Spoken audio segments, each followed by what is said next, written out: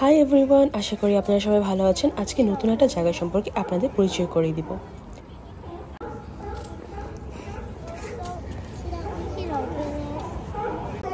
Last উইকেন্ডে আমরা Oregon স্টেটের ভেতরেই নিউপোর্ট নামের একটা সিটিতে গিয়েছিলাম, যেটা আমার বোনের বাসা থেকে প্রায় 2.5 ঘন্টা ড্রাইভিং ডিস্টেন্স দূরে।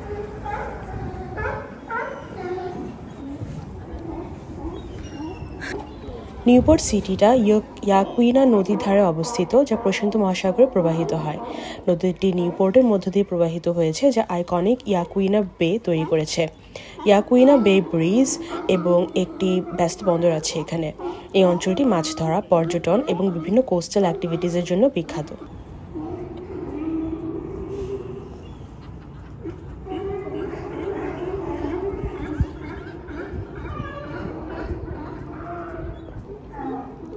তো এখানে হলো সি লায়ন ডকস বলে একটা ট্যুরিস্ট অ্যাট্রাকশন আছে, যেখানে একটা ব্রিজের দাঁড়িয়ে নিচে সি লায়ন দেখা যায়, যাদের আবাস হচ্ছে ইয়াকুইনা বে হারবারে। সি লায়ন অত্যন্ত নয়েজি একটা প্রাণী। আমরা যেখানে গাড়ি পার্ক করেছিলাম ওখান থেকে এদের নয়েজ শোনা যাচ্ছিল। আপনারা ভিডিও দেখে অবশ্যই হয়তো ব্যাপারটা ধরতে পারছেন।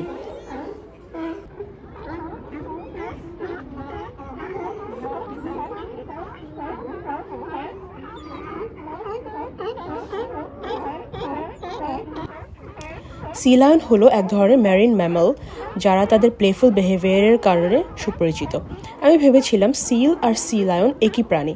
পরে একটু পড়াশোনা করে জানলাম যে এরা পিনিপেডস নামের একটা ম্যারিন ম্যামল গ্রুপের অন্তর্ভুক্ত। ল্যাটিন ভাষায় পিনিপেড শব্দের অর্থ হচ্ছে ফিন অর ফ্লিপার ফুটেড। এদের অভিযোজনের ক্যাপাবিলিটি আর বিভিন্ন ফিজিক্যাল ক্যারেক্টারিস্টিক্সের ভিত্তিতে একে অপর থেকে আলাদা করা যায়।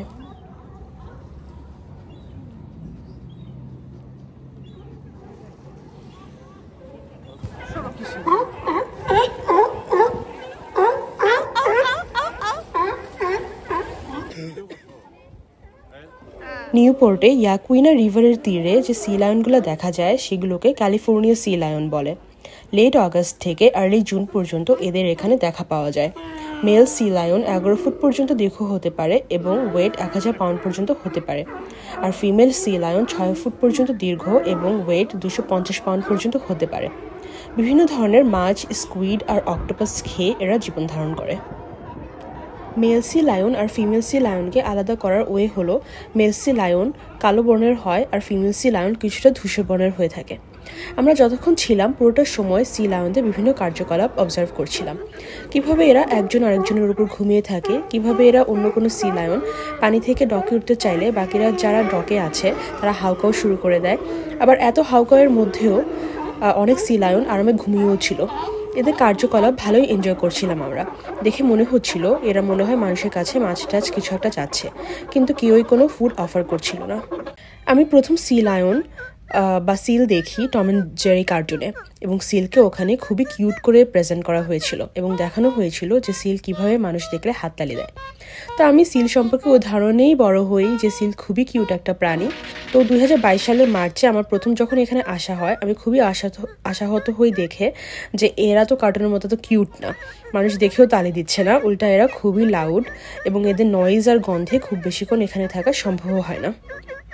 যাই হোক, আমার মা বাবাকে নিয়ে গিয়েছিলাম, ওনারা প্রথমবার এরকম কিছু দেখে বেশ এনজয় করেছে। সবাইকে অনেক ধন্যবাদ ভিডিওটি দেখার জন্য। ভিডিওটি শেষ করছি আমাদের কিছু স্টিল ছবি দিয়ে।